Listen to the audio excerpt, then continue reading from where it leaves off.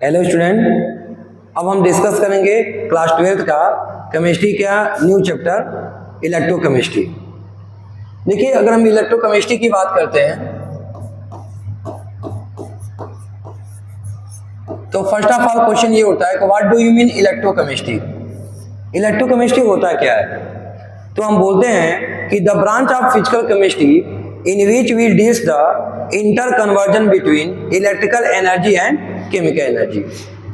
ये physical chemistry का वो ब्रांच है जिस ब्रांच में हम लोग इलेक्ट्रिकल एनर्जी का केमिकल एनर्जी में और केमिकल एनर्जी का इलेक्ट्रिकल एनर्जी में कन्वर्जन देखते हैं। ठीक है, तो इसी ब्रांच को हम लोग क्या बोलते हैं? फिजिकल केमिस्ट्री के इलेक्ट्रोकेमिस्ट्री बोलते हैं। तो हम बोलते हैं the branch of physical chemistry, the branch of physical chemistry in which we deal the interconversion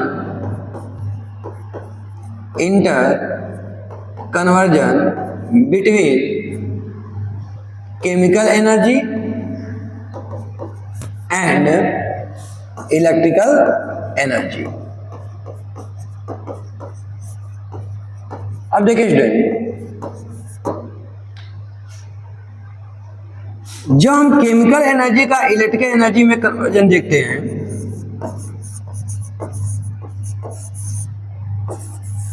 या इलेक्ट्रिकल एनर्जी का हम केमिकल एनर्जी में कन्वर्जन देखते हैं।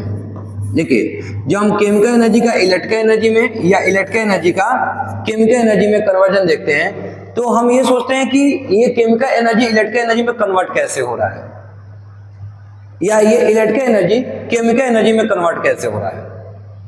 तो ये जो केमिकल एनर्जी का इलेक्ट्रिकल एनर्जी में कन्वर्जन जो होता है या इलेक्ट्रिकल एनर्जी का केमिकल एनर्जी में कन्वर्जन होता है वो सेल के द्वारा होता है। और ऐसे सेल जो केमिकल एनर्जी को इलेक्ट्रिकल एनर्जी में कन्वर्ट करता है उस सेल को हम बोलते हैं गैल्वेनिक सेल। गैल्वेनिक सेल या इसको हम बोलते हैं वोल्टेनिक सेल। वोल्टेनिक सेल। और वह सेल जो इलेक्ट्रिकल एनर्जी को केमिकल एनर्जी में कन्वर्ट करता है उसको हम बोलते हैं इलेक्ट्रोलाइटिक सेल। क्या बोलते हैं? Electrolytic cell. तो दो cell which convert the chemical energy into electrical energy called as galvanic cell and those cell which convert the electrical energy into chemical energy called as electrolytic cell। अब ये जो cell है जो chemical energy को electrical energy या electrical energy को chemical energy में convert कर रहा है, ये कन्वर्ट करता कैसे है? आखिर में इसके अंदर होता क्या है? तो एक्चुअल में इस सेल के अंदर एक रिएक्शन होता है जिस रिएक्शन को हम बोलते हैं रिडॉक्स रिएक्शन। क्या बोलते हैं? Redox reaction. रिडॉक्स रिएक्शन क्या होता है? Those reaction in which oxidation and reduction take place. वह रिएक्शन जिस रिएक्शन में ऑक्सीडेशन और रिडक्शन दोनों होता है उसको बोलते हैं हम लोग रिडॉक्स रिएक्शन। हम लोग क्लास 11 में देखे हुए हैं ऑक्सीडेशन एंड रिडक्शन।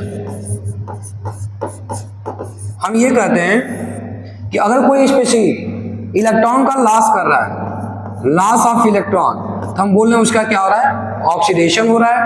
और अगर कोई स्पेसिफिक इलेक्ट्रॉन को क्या कर रहा है? गेन कर रहा है, तो हम बोलते हैं उसका क्या हो रहा है? रिडक्शन हो रहा है। Gaining of electron called as reduction, losing of electron is called as oxidation. या हम इसको ऐसे भी कहते हैं इंक्रीजिंग द ऑक्सीडेशन नंबर। अगर किसी स्पीशीज का ऑक्सीडेशन नंबर क्या कर रहा है? इंक्रीज कर रहा है, इट मीन्स दैट ऑक्सीडेशन। और अगर किसी स्पीशीज का ऑक्सीडेशन नंबर क्या कर रहा है? डिक्रीज कर रहा है, तो हम बोलते हैं रिडक्शन। तो increasing the oxidation number oxidation, decreasing the oxidation number reduction. और जिसका ऑक्सीडेशन होता है वह क्या कहलाता है? Reducing agent. और जिसका रिडक्शन होता है वह क्या कहलाता है? Oxidising agent. इस चीज को हम लोग क्लास 11 के रिडॉक्स चैप्टर में भी देखे हुए हैं।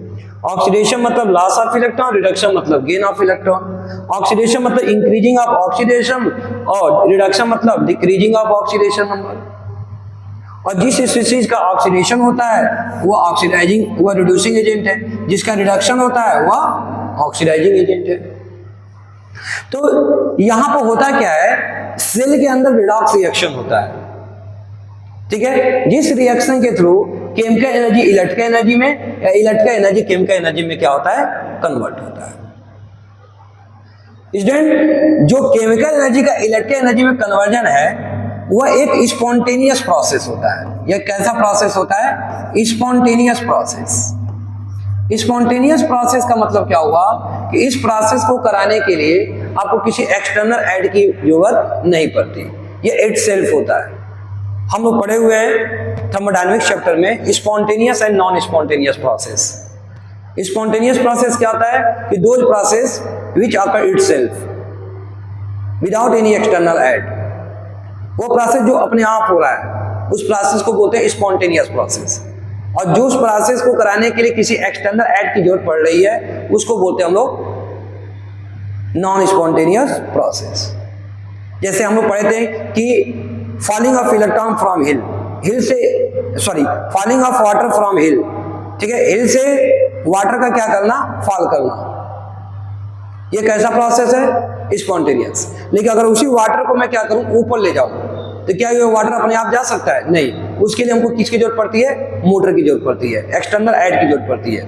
जब हम मोटर यूज करेंगे तभी हमारा वाटर क्या होगा, लोअर ग्राउंड से क्या जाएगा, अपर की तरफ जाएगा, अदरवाइज जो वाटर ऊपर की तरफ नहीं जा पाएगा। इसका मतलब ये कैसा प्रोसेस है, नॉन स्पॉन्टेनियस प्रोसेस है। तो हम ये कहते हैं कि जो केमिकल एनर्जी का इलेक्ट्रिकल एनर्जी में कन्वर्जन होता है वो एक स्पॉन्टेनियस प्रोसेस है, जबकि इलेक्ट्रिकल एनर्जी का केमिकल एनर्जी में कन्वर्जन होना यह एक ऐसा प्रोसेस है, नॉन स्पॉन्टेनियस प्रोसेस है। कैसा प्रोसेस है, नॉन स्पॉन्टेनियस प्रोसेस है। इट मीन्स दैट कि इसके लिए डेल्टा जी की वैल्यू क्या होगी, निगेटिव, और इसके लिए डेल्टा जी की वैल्यू क्या होगी, पॉजिटिव। जैसे आप एग्जांपल में लीजिए, आप सभी के घर में इन्वर्टर होगा, इन्वर्टर बैटरी सबके घर में होगा। तो आप देखते हैं क्या कि जब लाइट चली जाती है, ठीक है, तो क्या होता है कि बैटरी के अंदर केमिकल रिएक्शंस होते हैं और उस केमिकल रिएक्शन से क्या होता है, केमिकल एनर्जी प्रोड्यूस होती है। तो इन्वर्टर क्या करता है, उस केमिकल एनर्जी को किस में कन्वर्ट कर देता है, इलेक्ट्रिकल एनर्जी में। और आपके घर में जो लगे हुए फैन, लाइट, ये सब क्या हो जाते हैं, स्टार्ट हो जाते हैं, बल्ब ग्लो करने लगता है, फैन चलने लगता है। इसका मतलब क्या हो रहा है कि यहाँ पर केमिकल एनर्जी किस में कन्वर्ट हो रही है, इलेक्ट्रिकल एनर्जी में। तो इस केस में आपका इन्वर्टर कैसा काम कर रहा है, वो एक गैल्वेनिक सेल के जैसा काम कर रहा है। लेकिन वहीं क्या हो रहा है, वहीं जब लाइट आती है और बैटरी आपका क्या होता है, चार्ज होता है। तो जब बैटरी चार्ज होता है तो उस केस में क्या होता है कि आपका इन्वर्टर क्या करता है, बाहर से इलेक्ट्रिसिटी लेता है और लेके बैटरी को क्या करता है, चार्ज करता है।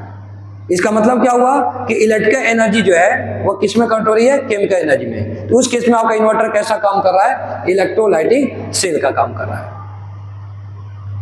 अब स्पॉन्टेनियस नॉन स्पॉन्टेनियस को कैसे समझेंगे, आपकी जब लाइट चली गई, ठीक है, तो क्या इन्वर्टर को कुछ करना पड़ा, क्या आपको कुछ करना पड़ा बाहर ही, कुछ नहीं, ऑटोमेटिक क्या हुआ, केमिकल रिएक्शंस हो रहा है और केमिकल एनर्जी से इलेक्ट्रिकल एनर्जी हो रही है और वो इलेक्ट्रिकल एनर्जी से जो आपका फैन ऑन स्टार्ट हो गया। लेकिन जब आपका चार्जिंग होता है, बैटरी जब इन्वर्टर जब चार्ज होता है तो उस केस में क्या करता है, उस समय आपको इलेक्ट्रिसिटी देनी पड़ती है। जब तक इलेक्ट्रिसिटी देंगे तब तक आपका जो है वह बैटरी क्या होगी, चार्ज होगी। अगर इलेक्ट्रिसिटी देना बंद कर देंगे तो बैटरी चार्ज करना भी क्या हो जाएगा, बंद हो जाएगा। इसका मतलब ये कैसा प्रोसेस है, नॉन स्पॉन्टेनियस प्रोसेस है। तो हम ये कह रहे हैं कि हमारे इलेक्ट्रोकेमिस्ट्री में एक सेल होता है, सेल जो कि क्या करता है, केमिकल एनर्जी को इलेक्ट्रिकल एनर्जी या इलेक्ट्रिकल एनर्जी को केमिकल एनर्जी में क्या करता है, कन्वर्ट करता है। वह सेल जो केमिकल एनर्जी को इलेक्ट्रिकल एनर्जी में कन्वर्ट कर रहा है गैल्वेनिक सेल है। वह सेल जो इलेक्ट्रिकल एनर्जी को केमिकल एनर्जी में कन्वर्ट कर रहा है वो इलेक्ट्रोलाइटिक सेल है। और केमिकल एनर्जी का इलेक्ट्रिकल एनर्जी में कन्वर्ट होना एक स्पॉन्टेनियस प्रोसेस है, इलेक्ट्रिकल एनर्जी का केमिकल एनर्जी में कन्वर्ट होना ये एक नॉन स्पॉन्टेनियस प्रोसेस है। और केमिकल एनर्जी का जो इलेक्ट्रिकल एनर्जी में कन्वर्जन हो रहा है इसके लिए डेल्टा जी की वैल्यू निगेटिव होगी, और इलेक्ट्रिकल एनर्जी का केमिकल एनर्जी में जो कन्वर्जन होगा उसके लिए डेल्टा जी की वैल्यू क्या होगी, पॉजिटिव होगी। ठीक है, अब देखिए स्टूडेंट, अगर हम सेल की बात करते हैं, ठीक है, अगर हम सेल की बात करते हैं तो कोई भी सेल जो होता है वह 2 इलेक्ट्रोड से मिलकर बना होता है। कोई भी सेल जो होता है, चाहे वो इलेक्ट्रोलाइटिक सेल हो चाहे वो गैल्वेनिक सेल हो, हर सेल के अंदर 2 इलेक्ट्रोड होते हैं, ठीक है, हर सेल के अंदर 2 इलेक्ट्रोड होते हैं। मैंने बोला इलेक्ट्रोड फर्स्ट और इलेक्ट्रोड सेकेंड, 2 इलेक्ट्रोड होते हैं, इलेक्ट्रोड फर्स्ट और इलेक्ट्रोड सेकेंड। इलेक्ट्रोड फर्स्ट को हम लोग हाफ सेल फर्स्ट भी बुला सकते हैं और इसको हम लोग बुला सकते हैं हाफ सेल सेकेंड, ठीक है। हाफ सेल मिलेगा तो कंप्लीट सेल बनेगा, ठीक है। तो किसी भी इलेक्ट्रोड में क्या होते हैं, 2 इलेक्ट्रोड होते हैं, इलेक्ट्रोड फर्स्ट और electrode second.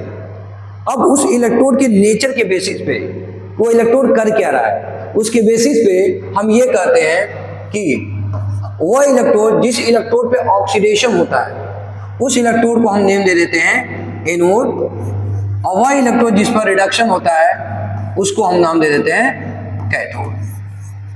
The electrode at which oxidation takes place called as anode and the electrode at which reduction takes place called as cathode, ठीक है।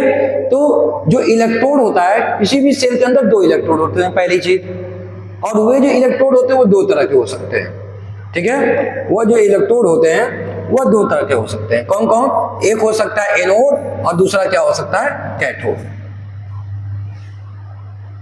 अब क्वेश्चन ये उठता है कि सर ये इलेक्ट्रोड जो होते हैं ये बनते कैसे हैं, इनको बनाया कैसे जाता है। तो देखिए इलेक्ट्रोड क्या होता है, तो इसको समझिए। जब हम किसी भी मेटल को उसी के सॉल्यूशन में क्या कर देते हैं, डीप कर देते हैं, तो उसी को इलेक्ट्रोड बोलते हैं। जब किसी भी मेटल को उसी के सॉल्यूशन में क्या कर देते हैं, डीप कर देते हैं, तो उसको हम इलेक्ट्रोड बोलते हैं। जैसे आप सुनते हो कि जिंक का electrode, copper electrode, iron electrode. जैसे मान लीजिए अगर हम बात करते हैं जिंक का इलेक्ट्रोड, तो जिंक का इलेक्ट्रोड का मतलब क्या हुआ, जैसे मान लीजिए कि हमारे पास एक बीकर है, ठीक है, और इस बीकर में मैं क्या करूं, जिंक के रॉड को मैं क्या करूं, जिंक के ही सॉल्यूशन में डीप कर दूं, एक्वस ZnSO4। तो जब जिंक के रॉड को जिंक के ही सॉल्यूशन में क्या कर देता हूं, डीप कर देता हूं, तो इसको मैं बुलाता हूं जिंक इलेक्ट्रोड। ऐसे अगर मैं कहूं कॉपर इलेक्ट्रोड, तो कॉपर इलेक्ट्रोड का मतलब क्या हुआ कि अगर मैं क्या करूं, कॉपर के रॉड को मैं क्या करूं, कॉपर के ही सॉल्यूशन में क्या कर दूं, डीप कर दूं, एक्वस कॉपर सल्फेट। तो इसको हम लोग क्या बोलेंगे, कॉपर इलेक्ट्रोड। तो किसी भी इलेक्ट्रोड की अगर हम बात करते हैं तो इलेक्ट्रोड बनते कैसे हैं, तो जब हम क्या करते हैं कि जिस इलेक्ट्रोड की बात करते हैं तो उसके मेटल को उसी के सॉल्यूशन में क्या कर देते हैं, डीप कर देते हैं, उसी को हम इलेक्ट्रोड बोलते हैं। अब आपके दिमाग में एक क्वेश्चन और आता होगा कि सर हम उस मेटल को उसी के सॉल्यूशन में डीप करके कर क्या रहे हैं। तो अगर आप ध्यान दीजिएगा कि हम कर क्या रहे हैं कि जिसका इलेक्ट्रोड के बारे में हम बात कर रहे हैं, जिसका इलेक्ट्रोड बना रहे हैं हम, उसके 2 ऑक्सीडेशन फॉर्म को एक दूसरे के टच में ला रहे हैं। जैसे आप यहाँ पर देखिए, तो यहाँ पर आपको दिखाई देगा जिंक का यहाँ पर ऑक्सीडेशन नंबर है 0 और यहाँ पर जिंक का ऑक्सीडेशन नंबर क्या है, +2। अगर यहाँ देखेंगे तो यहाँ पर कॉपर का ऑक्सीडेशन नंबर क्या है, 0, और यहाँ पर कॉपर का ऑक्सीडेशन नंबर क्या है, +2। तो हमने जिंक इलेक्ट्रोड में क्या किया कि जिंक के 2 ऑक्सीडेशन फॉर्म को एक दूसरे के टच में लाया। अब इससे क्या होगा, इससे ये होगा कि ये इलेक्ट्रोड जरूरत पड़ने पर इलेक्ट्रॉन को लॉस भी कर सकता है और जरूरत पड़ने पर इलेक्ट्रॉन को गेन भी कर सकता है। जैसे एग्जांपल में देखिए, अगर हम बात करते हैं यहाँ पे ध्यान दीजिएगा कि अगर ये इलेक्ट्रोड इलेक्ट्रॉन को लॉस कर रहा है, जैसे जिंक इलेक्ट्रोड इलेक्ट्रॉन का क्या कर रहा है, लॉस कर रहा है, तो जब लॉस करेगा तो यहां पर क्या होगा कि जो जिंक होगा, जिंक सॉलिड जो होगा वो Zn+2 के फॉर्म में सॉल्यूशन के अंदर चला जाएगा और इलेक्ट्रॉन क्या कर देगा, लूज कर देगा। मतलब यहां से जिंक रॉड से जिंक जो होगा वह +2 आयन के फॉर्म में सॉल्यूशन के अंदर आ जाएगा और यहां से ये इलेक्ट्रॉन क्या करेगा, लॉस करेगा। तो जब ये इलेक्ट्रॉन को लॉस करेगा तो इसका मतलब यहाँ पर हो क्या रहा है, ऑक्सीडेशन। इस इलेक्ट्रोड पे हो क्या रहा है, ऑक्सीडेशन।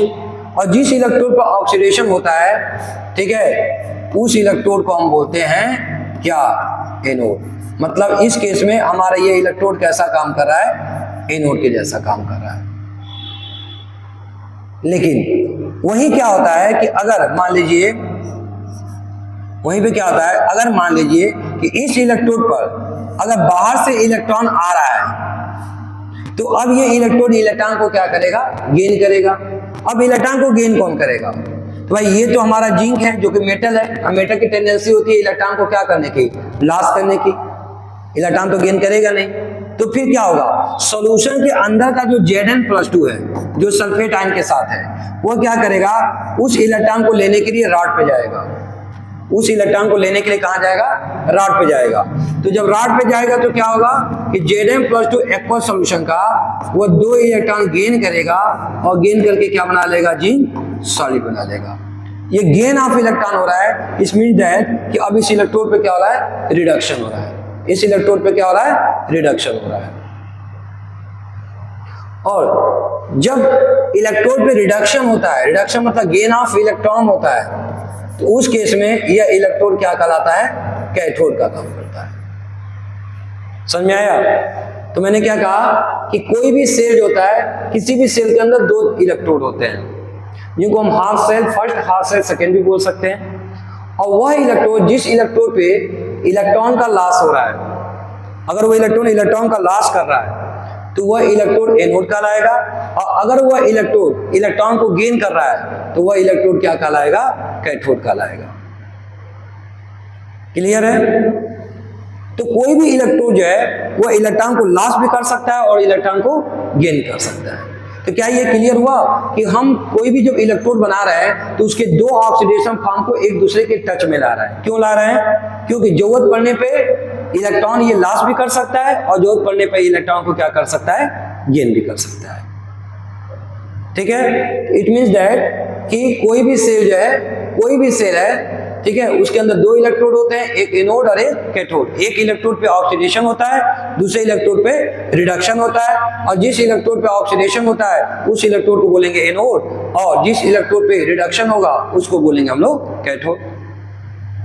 क्लियर? नेक्स्ट, अगर कोई किसी इलेक्ट्रोड पे इलेक्ट्रॉन का लॉस हो रहा है या इलेक्ट्रॉन का गेन हो रहा है, तो कोई इलेक्ट्रोड अगर इलेक्ट्रॉन को लॉस कर रहा है तो वो कितने पोटेंशियल के साथ लॉस कर रहा है, और अगर गेन कर रहा है तो कितने पोटेंशियल के साथ क्या कर रहा है, वह गेन कर रहा है।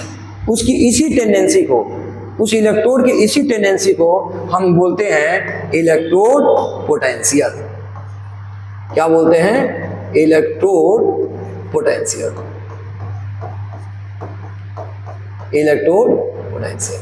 अच्छा, कुछ बच्चों का यह भी कहना होता है कि सर यहाँ पे ये तो मेटल था, तब तो आपने मेटल को उसी के सॉल्यूशन में डिप कर दिया। क्या सर मेटल का ही इलेक्ट्रोड बन सकता है? नहीं, गैस का भी इलेक्ट्रोड बनता है। हाइड्रोजन गैस भी इलेक्ट्रोड होता है, क्लोरीन गैस इलेक्ट्रोड होता है। तो सर गैस का इलेक्ट्रोड कैसे बनाते हैं, थोड़ा उसको भी देख लीजिए आप। ठीक है, अगर हमको किसी गैस का इलेक्ट्रोड बनाना है तो कैसे बनाएंगे? तो हम क्या करते हैं, एक बीकर लेते हैं, जैसे मान लीजिए हम एग्जाम्पल लेते हैं क्लोरीन इलेक्ट्रोड। क्लोरीन इलेक्ट्रोड, अगर हमको क्लोरीन का इलेक्ट्रोड बनाना है तो क्या करेंगे, हम क्लोरीन का कोई सॉल्यूशन लेंगे। जैसे मान लीजिए हमने HCl ले लिया, एक्वस सॉल्यूशन, HCl का एक्वस सॉल्यूशन ले लिया। ठीक है, और अब चूंकि गैस है तो गैस है, रॉड सॉलिड है नहीं, इसके रॉड के फॉर्म में हमने ऐड कर दिया। इसके लिए क्या करते हैं कि हम एक इन्वर्टेड फनल इसमें ऐड करते हैं।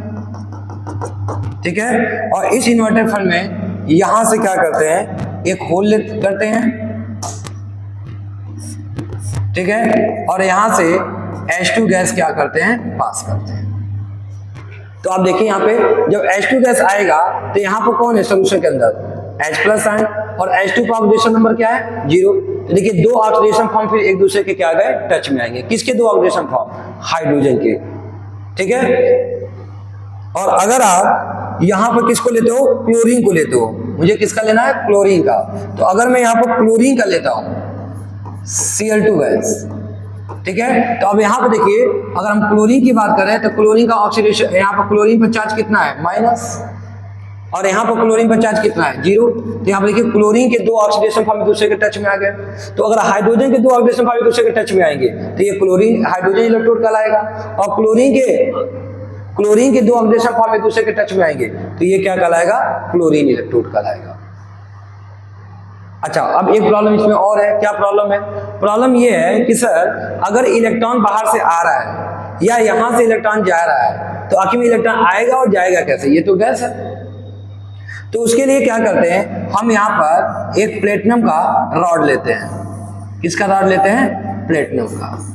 और यहाँ पर हम एक प्लेटिनम की क्या लगा देते हैं, शीट लगा देते हैं। ठीक है। तो आप ये कहेंगे सर ये प्लेटिनम का ही क्यों लिया? क्योंकि प्लेटिनम जो होता है वो कहता है नेचर में इनर्ट होता है, न इलेक्ट्रॉन को लॉस कर सकता है न इलेक्ट्रॉन को गेन करता है। ठीक है।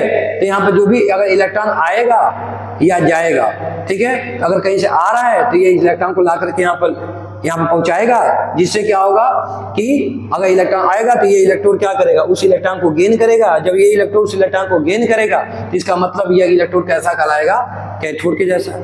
और अगर ये यहाँ पर इलेक्ट्रॉन लॉस होगा तो ये इलेक्ट्रॉन को क्या करेगा, ये इस इलेक्ट्रॉन को लेकर के दूसरे इलेक्ट्रोड पर पहुंचाएगा। ठीक है। तो यहाँ पर ये इलेक्ट्रोड कैसा काम करेगा, एनोड का काम करेगा।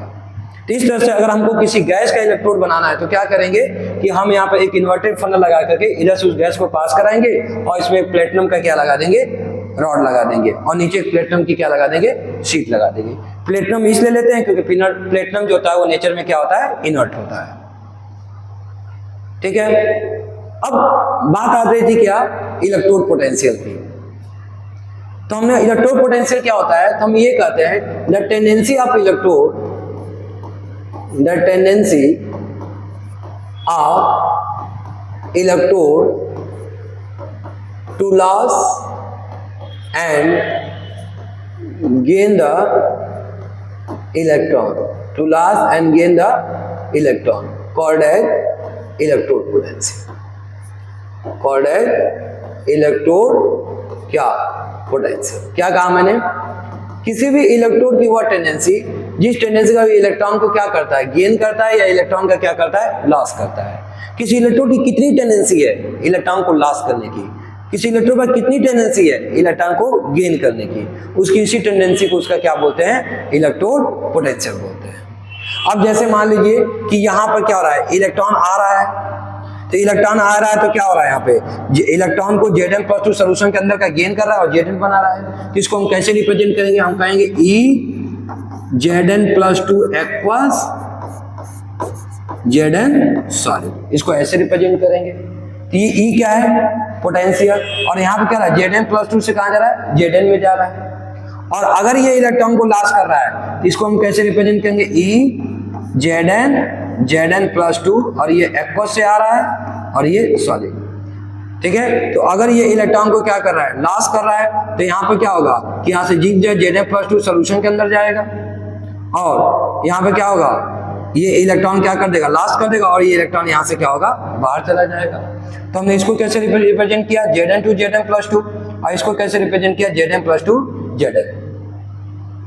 इट मीन्स दैट ये हमको क्या दिखा रहा है कि यहाँ पे इलेक्ट्रोड पोटेंशियल क्या है, जीरो से कहाँ जा रहा है, +2 में जा रहा है। तो इसका मतलब यह ऑक्सीडेशन हो रहा है। तो इसके इस पोटेंशियल को हम लोग क्या बोलेंगे, ऑक्सीडेशन पोटेंशियल। और यहाँ पर +2 से कहाँ जा रहा है, 0 में जा रहा है, मतलब रिडक्शन हो रहा है। तो इसके इस पोटेंशियल को क्या बोलते हैं, रिडक्शन पोटेंशियल। क्या बोलते हैं, रिडक्शन पोटेंशियल। तो हम ये कह सकते हैं कि इलेक्ट्रोड पोटेंशियल भी जो होते हैं वो दो टाइप के होते हैं। कौन कौन, तो एक आपका होता है ऑक्सीडेशन पोटेंशियल और दूसरा क्या होता है, रिडक्शन पोटेंशियल। एक आपका होता है ऑक्सीडेशन पोटेंशियल, दूसरा होता है आपका रिडक्शन पोटेंशियल। ठीक है। ऑक्सीडेशन पोटेंशियल क्या होता है, the tendency of electrode to loss the electron. Reduction potential क्या होता है, the tendency of electrode to gain the electron. Clear है। अब देखिए यहां पर ध्यान दीजिएगा कि अगर हम किसी भी इलेक्ट्रोड का जो पोटेंशियल है वो स्टैंडर्ड कंडीशन पे देखते हैं, किस पर देखते हैं, स्टैंडर्ड कंडीशन पे। ठीक है, तो उसके इस पोटेंशियल को हम लोग क्या बोलते हैं, स्टैंडर्ड इलेक्ट्रोड पोटेंशियल, ठीक है, जिसको हम ई नॉट से क्या करते हैं, रिप्रेजेंट करते हैं, ठीक है। तो electrode potential of electrode at standard condition, किसी भी इलेक्ट्रोड का पोटेंशियल अगर स्टैंडर्ड कंडीशन पे देखते हैं तो उसके इस पोटेंशियल को क्या बोलते हैं, स्टैंडर्ड इलेक्ट्रोड पोटेंशियल बोलते हैं। तो what do mean standard electrode potential, हम बोलते हैं the electrode potential of electrode at standard condition. अच्छा, स्टैंडर्ड कंडीशन क्या होता है, स्टैंडर्ड कंडीशन क्या होता है, तो अगर आप जो इलेक्ट्रोड ले रहे हो उसका टेम्परेचर कितना ले रहे हो, 298 केल्विन, आप 298 केल्विन टेम्परेचर पे आप इलेक्ट्रोड को बना रहे हो। और अगर गैस है, जैसे मैंने आपने यहाँ पर गैस भेजा, तो गैस का प्रेशर कितना ले रहे हो, 1 बार ले रहे हो, और जो सोल्यूशन है उसका कंसंट्रेशन कितना ले रहे हो, 1 मोलर ले रहे हो। ये जो सोल्यूशन है इसका कंसंट्रेशन कितना ले रहे हो, 1 मोलर। 1 मोलर मतलब 1 mole of solute present in 1 litre of solution. अगर 1 मोल ऑफ सॉल्यूट को आप 1 लीटर सोल्यूशन में ऐड करते हो तो उस सोल्यूशन की मोलरिटी कितनी आएगी, 1। तो अगर आपको जो सोल्यूशन लिया हो उसका कंसंट्रेशन 1 मोलर है, टेम्परेचर 298 केल्विन है, और अगर गैस है तो उसका प्रेशर कितना है, 1 बार है, तो उस केस में जो भी इलेक्ट्रोड का पोटेंशियल आएगा उसको हम क्या बोलेंगे, स्टैंडर्ड इलेक्ट्रोड पोटेंशियल बोलेंगे। और इसको हम लोग ई नॉट से क्या करते हैं, रिप्रेजेंट करते हैं, ठीक है। यहां पर नोट करने बात स्टूडेंट ये है कि किसी भी इलेक्ट्रोड की, चाहे वो ऑक्सीडेशन पोटेंशियल हो चाहे वो रिडक्शन पोटेंशियल हो, दोनों के मैग्नीट्यूड सेम होता है। किसी भी इलेक्ट्रोड की ऑक्सीडेशन पोटेंशियल और रिडक्शन पोटेंशियल की दोनों की वैल्यू क्या होती है, सेम होती है, but they are differ in the sign. बस डिफरेंस किसका होता है, साइन का होता है, ठीक है। जैसे मान लीजिए कि मैं कहूं कि ई नॉट कॉपर प्लस 2 कॉपर, ये कितना है, 0.34 वोल्ट है। तो आप क्या देख रहे हो, +2 से 0, मतलब यहाँ पर जो वैल्यू दी गई है वो क्या दी गई है, +2 से 0, मतलब ये क्या हो रहा है, ऑक्सीडेशन हो रहा है, और इसकी पोटेंशियल को क्या बोल रहे हैं, ऑक्सीडेशन पोटेंशियल, और स्टैंडर्ड है इसलिए इसको क्या बोलेंगे, स्टैंडर्ड ऑक्सीडेशन पोटेंशियल। तो ये स्टैंडर्ड ऑक्सीडेशन पोटेंशियल वैल्यू दिया हुआ है। कैसे पहचाना आपने यहाँ देखा +2 से किस में जा रहा है, 0 में, तो सॉरी ये रिडक्शन पोटेंशियल होगा, ये क्या होगा, रिडक्शन पोटेंशियल, रिडक्शन पोटेंशियल। और चूंकि कंडीशन स्टैंडर्ड है तो ये क्या होगा, स्टैंडर्ड रिडक्शन पोटेंशियल। लेकिन अगर हमको इसी का ऑक्सीडेशन पोटेंशियल लिखना है स्टैंडर्ड, तो हम कैसे लिखेंगे, ई नॉट कॉपर टू कॉपर +2, और ये वैल्यू क्या आ जाएगी, -0.34 वोल्ट। ये क्या आ जाएगा, स्टैंडर्ड ऑक्सीडेशन पोटेंशियल।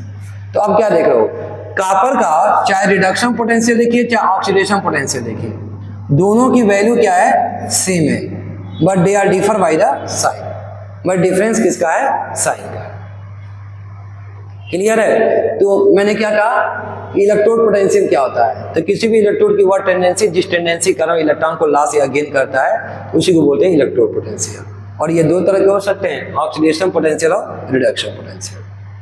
इन दोनों की वैल्यू वाइज क्या होते हैं, दोनों सेम होते हैं, but they are differ by the sign.